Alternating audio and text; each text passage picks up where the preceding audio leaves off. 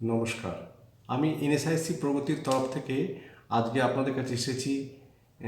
একটি বিশেষ করে বিভিন্ন মানুষের তার শক্তিবর্ধক হিসাবে বা বা বলা যেতে পারে তার শরীরকে ঠিক রাখার জন্য যে আয়ুর্বেদিক উপাদান আজকের দিনে বহুল প্রচলিত, সেটা হলো চ্যবনপ্রাশ।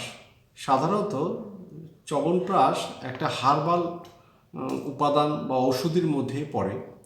আমরা দীর্ঘ বেশ কয়েক বছর ধরে R&D করে এই চ্যবনপ্রাশ তৈরি করেছি এবং বিভিন্ন স্টুডেন্ট বা এন্টারপ্রেনারকে আমরা এই চ্যবনপ্রাশ তৈরি শেখাচ্ছি এবং তাতে তাদের সাফল্যের হারটা তুলনামূলকভাবে অনেকটাই বেশি এবং তারা খুব ভালো মতোই ব্যবসা করতে পারছে এবং বিভিন্ন জায়গায়, ভারতের বিভিন্ন জায়গায় তারা অলরেডি একটা প্রতিষ্ঠার জায়গা পেয়ে এসেছে। সেই চ্যবনপ্রাশের তৈরির ক্ষেত্রে আমরা সাধারণভাবে যে সকল উপাদান ব্যবহার করি সেগুলো বেশিরভাগই ক্ষেত্রে হার্বাল উপাদান, অর্থাৎ বিভিন্ন গাছগাছড়ার নির্যাস থেকে এই চ্যবনপ্রাশগুলি তৈরি করানো হয়। তবে আমরা যেটা করাই সেটা হচ্ছে সরকারি যে বিধিনিষেধ আছে বা হার্বাল যে আয়ুষ যে বিধিনিষেধ আছে তার মধ্যে থেকে করানোর চেষ্টা করি এবং সাধারণভাবে দেখা গেছে এই চ্যবনপ্রাশগুলি তৈরি করার 1 থেকে 1.5 বছর পর্যন্ত এর গুণগত মান ঠিক থাকে এবং এর কার্যকারিতা তুলনামূলকভাবে বেশি। এছাড়া এই চ্যবনপ্রাশে যে ইনভেস্টমেন্ট হয় সেই ইনভেস্টমেন্ট বা পুঁজি বলা যেতে পারে সেটা তুলনামূলক কম বললেই ভালো হয়। ঘরে বসে টেবিল চেয়ারের মধ্যে একদম সাফসুতরোভাবে বা খুব ক্লিনিং বা হাইজেনিক কনসেপ্টে পরিষ্কারভাবে এই কাজ করলে অনায়াসে কোনো কেউ উদ্যমী বা উদ্যোগপতি যারা আছেন তাদের জীবন নির্বাহ করতে কোনো অসুবিধা হবে না এবং এই ক্ষেত্রে প্রফিটের হার তুলনামূলকভাবে খুবই বেশি, অর্থাৎ 40 থেকে 50% প্রফিট হয়। এবং এই চ্যবনপ্রাশের মধ্যে আমরা আরও বেশ কয়েকটি উপাদান পরে আমরা পরামর্শ দিই যাতে এর গুণগত মান ভালো থাকে এবং এর সঙ্গে আরও কিছু বাহ্যিক উপাদানও আমাদের ক্ষেত্রে এর মধ্যে শেখায় যাতে যারা শিখছে তারা যেন প্রতিষ্ঠিত হতে পারে।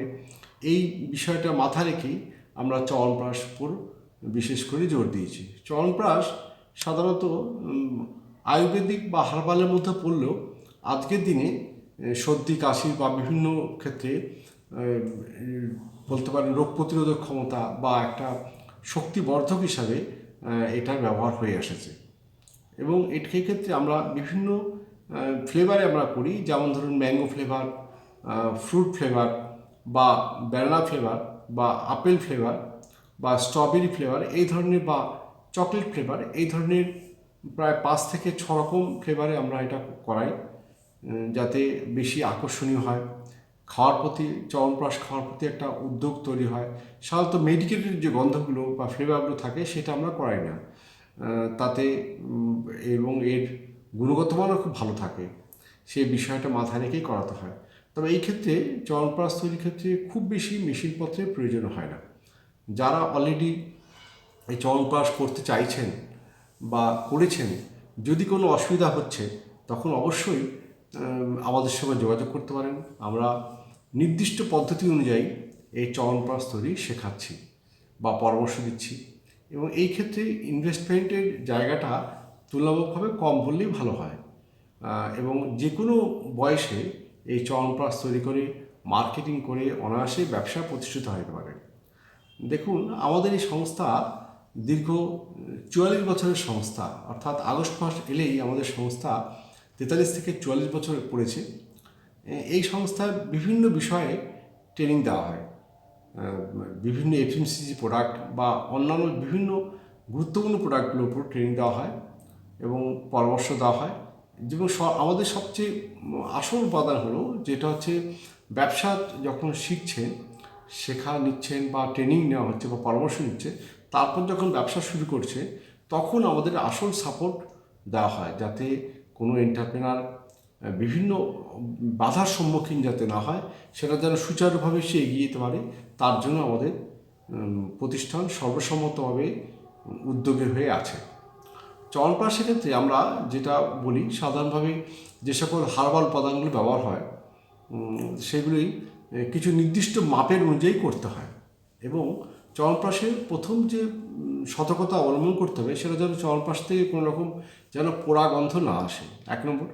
2 নম্বর হচ্ছে যেন একদম ভিতরে যেন গুটি পাকি না যায়। 3 নম্বর যেন একটা আঠালো ভাব থাকে। 4 নম্বর চবনপ্রাশের মধ্যে থেকে কোনো রকম যেন বাজে গন্ধ না হয়। 6 নম্বর এর মধ্যে অবশ্যই কোনো রকম ছত্রাক জাতীয় উপাদান না জন্মায়। 7 নম্বর হচ্ছে একটা খাওয়ার প্রতি একটা আকর্ষণ বা টেস্টটা খুব জরুরি থাকে চবনপ্রাশের ক্ষেত্রে, অর্থাৎ একবার ব্যবহার করার পর দ্বিতীয়বার খাবার যেন ইচ্ছা হয়। তারপর হলো তার কার্যকারিতা যেন কিছুদিনের মধ্যে সে যেন সব বুঝতে পারে, যেমন এটা চবনপ্রাশ খাওয়ার পর তার মধ্যে কিছু শারীরিক পরিবর্তন এসেছে, অর্থাৎ মনের কিছু জোশ বা শরীরের কিছু জোশ বেড়েছে। এই হিসেবটা মাথায় রেখেই আমাদের চবনপ্রাশ তৈরির ট্রেনিং বা পরামর্শ দেওয়া হয়। আশা করি আপনারা বুঝতে পেরেছেন। যদি কোনো অসুবিধা হয় অবশ্যই আমাদের সঙ্গে যোগাযোগ করতে পারেন। আজকে তাহলে আসি, নমস্কার।